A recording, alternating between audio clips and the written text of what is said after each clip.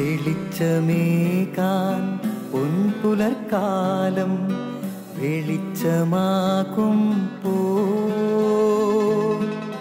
നുറുങ്ങുവെട്ടം പക്ഷിപരാഗം തെളിച്ചു കാട്ടുമ്പോ വരുന്നു ദൈവം മനസ്സിനുള്ളിൽ തിളക്കമേകിടാൻ തരുന്നു ധ്യാന പ്രകാശമാർക്കും വിളക്ക് വയ്ക്കുമ്പോൾ നുറുങ്ങുവെട്ടം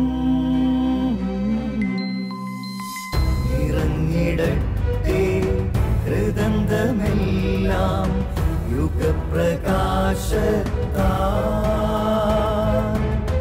മറഞ്ഞിടട്ടെ മനാന്ധകാരം യുഗപ്രസാദത്താൽ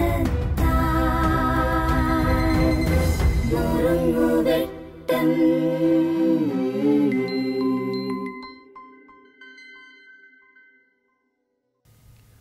പ്രിയമുള്ളവരെ, ബൈബിളിലെ ചില വാക്കുകളും വാക്യങ്ങളുമൊക്കെ നമുക്കല്പം കൺഫ്യൂഷൻ തരും, അല്പം ടെൻഷൻ അടുപ്പിക്കും.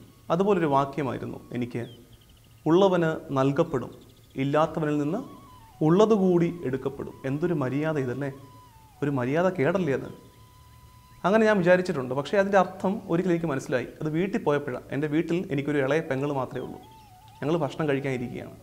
അങ്ങനെ ഭക്ഷണം കഴിക്കാനിരിക്കുമ്പോൾ എൻ്റെ സ്വഭാവം വെച്ചുകൊണ്ട് ഞാൻ വിളമ്പിയ ചോറൊക്കെ വേഗം തീർത്തു കഴിഞ്ഞപ്പം മമ്മി പിന്നെയും എൻ്റെ പാത്രത്തിൽ ചോറ് വിളമ്പിയിട്ടു. ഞാൻ അതും തീർത്തു. അത് കഴിഞ്ഞിട്ട് കറിയൊക്കെ അങ്ങനെ കഴിക്കാതെ വെച്ചുകൊണ്ടിരിക്കുന്ന എൻ്റെ പെങ്ങളുടെ പാത്രത്തിൽ നിന്ന് മമ്മി എടുത്ത് എനിക്ക് തരാൻ തുടങ്ങി. അങ്ങനെ എൻ്റെ വയറ് നന്നായിട്ട് നിറഞ്ഞു.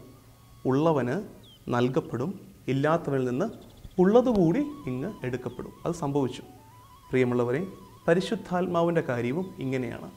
ഉള്ളവന്, ഉപയോഗിക്കുന്നവന് ദൈവം വീണ്ടും വീണ്ടും ആത്മാവിനെ കൊടുക്കും. ഇല്ലാത്തവന്, ഉപയോഗിക്കാതെ വെറുതെ ഇരിക്കുന്നവന്, എൻ്റെ പെങ്ങളിൽ നിന്നും മീൻ വറുത്തത് എൻ്റെ അമ്മയെടുത്ത് എനിക്ക് വെച്ച് തന്നതുപോലെ അവൻ്റെ ആത്മാവിനെ കൂടെ ദൈവം എടുത്ത് ഉപയോഗിക്കുന്നവന് കൊടുക്കും. അതുകൊണ്ട് ലഭിച്ച ആത്മാവിനെ നമുക്ക് ഉപയോഗിക്കാം.